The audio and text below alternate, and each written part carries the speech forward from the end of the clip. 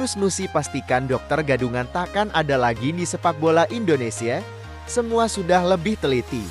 Begini faktanya. Marten Paes diragukan main di laga Timnas Indonesia versus Vietnam pada Maret tahun 2024. Begini faktanya. Pelatih Bristol heran lihat jejak Bagot di Timnas Indonesia. Begini faktanya. Deretan pemain korban salah diagnosis dokter gadungan Elwizan Aminuddin sampai level Timnas Indonesia. Begini faktanya. Yunus Nusi pastikan dokter gadungan takkan ada lagi di sepak bola Indonesia. Semua sudah lebih teliti. Terkait dokter gadungan yang pernah berada di Timnas Indonesia dan klub-klub Liga 1, Sekretaris Jenderal Sekjen PSSI, Yunus Nusi, menegaskan hal serupa takkan terjadi lagi di sepak bola tanah air. Pasalnya PSSI dan pihak klub sudah lebih teliti, sehingga kejadian dokter gadungan takkan terulang kembali. Sebelumnya, dokter gadungan Elwizan Aminuddin telah ditangkap oleh jajaran Polresta Sleman di Cibodas, Tangerang, Rabu 24 Januari 2024. Elwizan beraksi menjadi dokter gadungan sejak tahun 2013 hingga tahun 2021. Tercatat ada 8 tim yang pernah ditangani. 8 klub itu, yakni Persita Tangerang, Barito Putra, Timnas Indonesia U19, Bali United, Madura United, Sriwijaya FC, Kalteng Putra, dan PSS Sleman. Yunus mengatakan memang dalam menyeleksi ofisial tim harus lebih selektif lagi. Hal itu agar sosok yang seleksi akan memberikan dampak buat tim dan malah bukan merugikan. Ya, klub harus cross-check lebih jauh. Jangan asal ngaku-ngaku dokter, tetapi gadungan dan diterima menjadi dokter tim. Saya kira saat ini semua klub Liga 1 dan 2 lebih teliti untuk menerima seseorang untuk menjadi bagian dari sebuah tim, kata Yunus Nusi kepada MNC Portal Indonesia MPE. Pria berusia 54 tahun mengatakan PSSI pun lebih selektif dalam merekrut internal tim termasuk dokter untuk saat ini. Sebab dia pastikan ofisial timnas akan diselidiki asal-usul yang bersangkutan secara mendalam.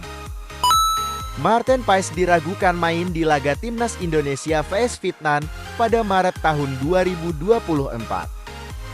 Pengamat sepak bola tanah air, Roni Pangemanan, mendapat kabar bahwa agak sulit melihat kiper FC Dallas, Marten Paes, memperkuat Timnas Indonesia di laga kualifikasi Piala Dunia tahun 2026 zona Asia kontra Vietnam pada 21 dan 26 Maret tahun 2024. Dalam informasi yang didapat Bung Ropan sapaan akrab Roni Pangemanan, PSSI memang menggenjot proses naturalisasi 4 pemain, yakni Nathan Chu Aon, Tom Hai, Ragnar Oratmangun dan Marten Paes agar kelar sebelum Maret tahun 2024.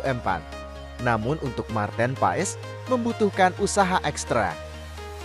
Karena sekarang sekali lagi PSSI sedang fokus bagaimana mendapatkan pemain-pemain top seperti Tom Hai, Ragnar Oratmangun, Marten Paes, dan Nathan Chu agar semua bisa dimainkan untuk menghadapi Vietnam, termasuk Iran dan Filipina, kata Bung Ropan.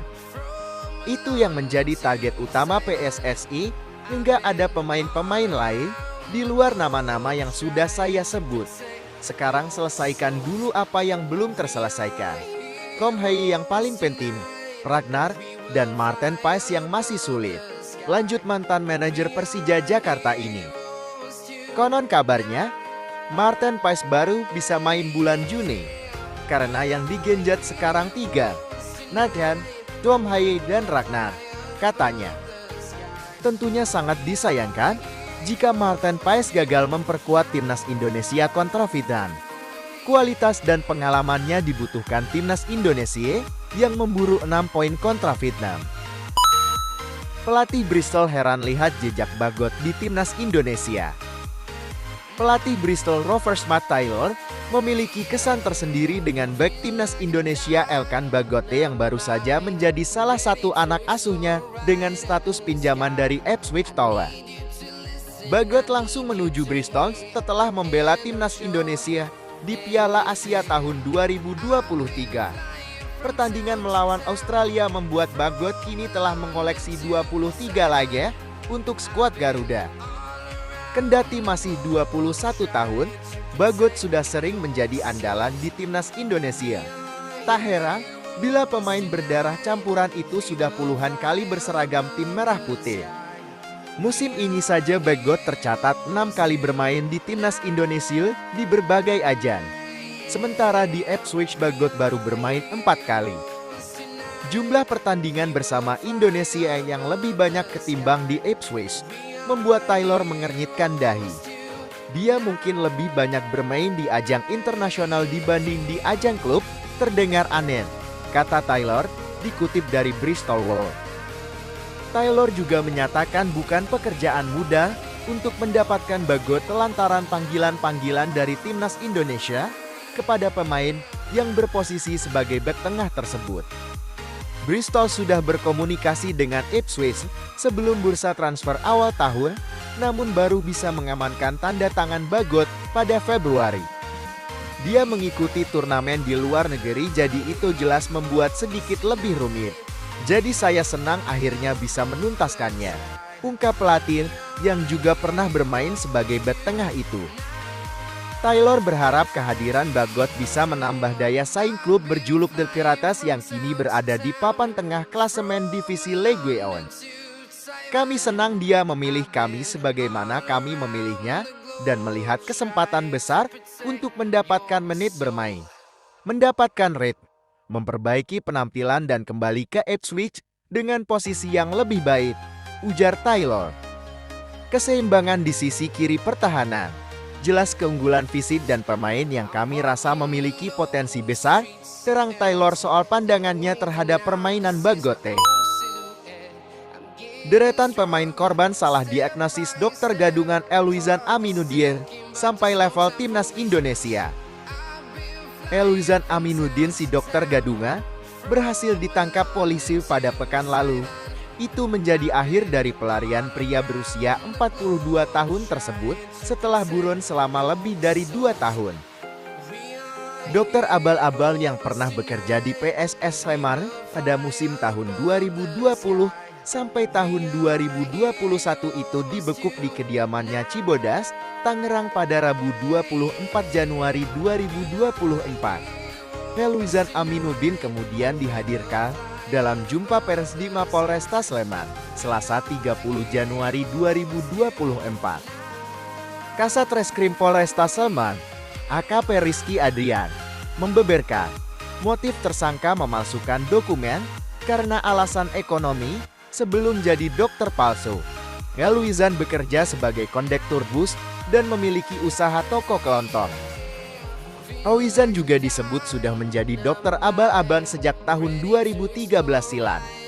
Selain PSS Sleman, ada sejumlah klub sepak bola tanah air yang pernah ditangani Elwizan Aminuddin. Berdasar CV kurikulum vitae yang dilampirkan saat bekerja di PSS sejak Maret tahun 2020, dia mengaku pernah bekerja di Persita Tangerang, Barito Putra, dan Bali United. Kemudian Madura United, Sriwijaya FC, PS Tia, serta Kalteng Putra.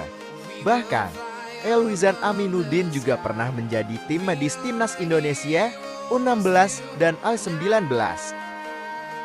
Pria kelahiran Kabupaten Biruan Aceh itu mengaku sebagai lulusan Fakultas Kedokteran Universitas Syah Kuala Onsia pada tahun 2000 hingga tahun 2007. Lalu, pada tahun 2007 hingga tahun 2010 melanjutkan keprofesian kedokteran di RH Zainal Abidin. Sosok Elwizan Aminuddin sempat membuat heboh persepakbolaan Indonesia karena terungkap sebagai dokter palsu. Aksi jahatnya terkuak lantaran diketahui tidak memiliki surat tanda registrasi SDE.